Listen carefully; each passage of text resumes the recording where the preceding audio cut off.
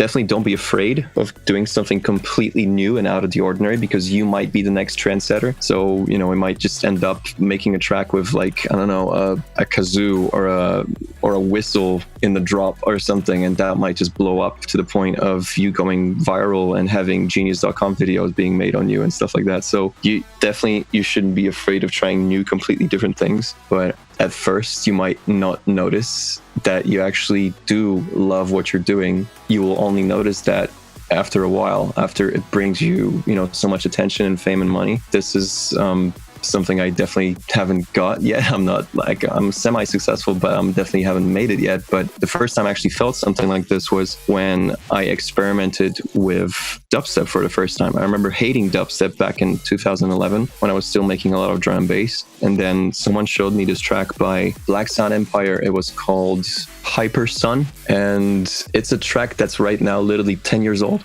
And yeah, 10 years old. And that was the first time I actually heard dubstep. And it's probably the darker side of dubstep, one of the very first dubstep tracks kind of that made itself into kind of like the Neurofunk era, which is the subgenre of drum and bass I was really into back in the day. And that got me thinking that maybe there is something to it. Maybe it's worth to try out a dubstep track, since I'm so into drum and bass. And right now you see my drum and bass idols trying out dubstep. So that's when I first experimented. I made it way more melodic. It was called Choose Me. And it got me so much attention that I've never seen before. And, the track became super successful. It was like in the top 10 charts on Beatport for like the first couple months in the dubstep genre. And that just changed my mind completely on dubstep. All of a sudden, I started loving what I'm doing.